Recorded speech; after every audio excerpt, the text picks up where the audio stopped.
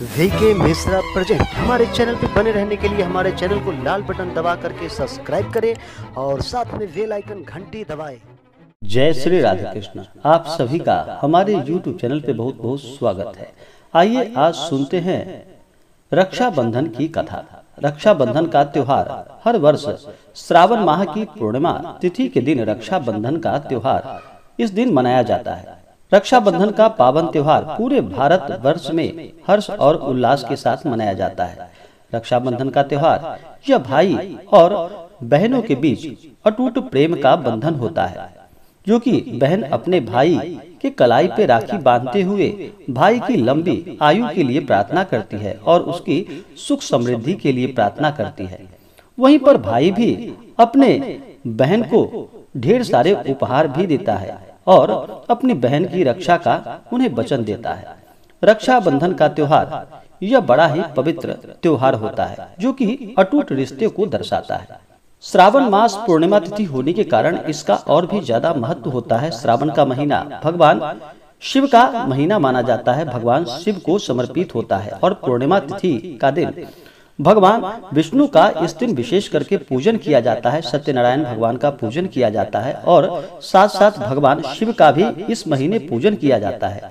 इससे अनंत गुना पुण्य फलों की प्राप्ति होती है। तो आइए सुनते हैं रक्षाबंधन से जुड़ी एक पौराणिक कथा।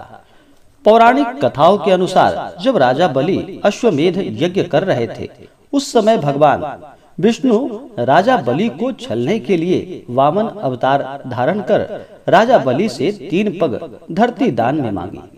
राजा बलि ने सोचा कि यह ब्राह्मण 3 पग में कितनी धरती नाप सकता है, और फिर राजा बलि ने हाँ कर दी। लेकिन देखते ही देखते वामन रूपधारी भगवान विष्णु ने अपना आकार को बढ़ाया और इतना आकार बढ़ाया कि भगवान विष्णु ने 3 पग में आकाश, धरती और स्वर्गलोक आदि को नाप लिया और फिर राजा बलि को पाताल में भेज दिया। कहा जाता है कि राजा बलि ने पाताल लोक में रहना स्वीकार कर लिया, परंतु दानवीर बलि ने कहा कि मुझे आपसे एक वचन चाहिए। इस पर भगवान विष्णु राजी हो गए। तभी राजा बलि ने भगवान विष्णु से कहा, जिस समय देखूं केवल आपको ही देखूं, सोते जागते हर क्षण आपको ही देखता रहूं। अपने वचन के अनुसार भगवान ने तथास्तु कह दिया और फिर भगवान विष्णु राजा बलि के साथ पाताल लोक में रहने लगे। उधर माता लक्ष्मी जी को अपनी स्वामी की बड़ी चिंता होने लगी। उसी समय घूमते घूमते भ्रमण करते हुए नारद जी वैकुंठ धाम को पहुँचे और माता लक्ष्मी जी ने पूछा कि हे देवर्षि, आप तो तीनों लोकों में भ्रमण करने वाले हैं, क्या आपने नारायण को कहीं देखा है?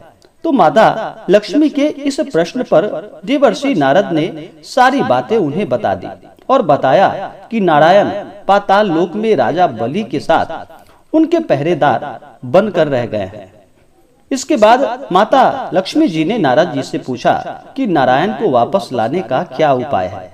इस समस्या का हल बताते हुए देवर्षि नारद जी ने कहा कि आप राजा बलि को अपना भाई बना लीजिए और उससे रक्षा का वचन ले लेना और फिर त्रिवाचा कराने के बाद दक्षिणा में नारायण को मांग लेना। तत्पश्चात माता लक्ष्मी एक स्त्री का भेष धारण करके और फिर रोते हुए राजा बलि के यहाँ पाताल लोक में पहुंच गई और फिर वहां पर रोने लगी। इस पर राजा बलि ने उनके रोने का उनसे कारण पूछा। इसके बाद पूछने पर माता लक्ष्मी जी ने कहा कि मेरा कोई भी भाई नहीं है, इसलिए मैं अत्यंत दुखी रहती हूँ और इसीलिए मैं रो रही हूँ। तभी राजा बलि ने कहा कि आज से तुम मेरी धर्म बहन बन जाओ।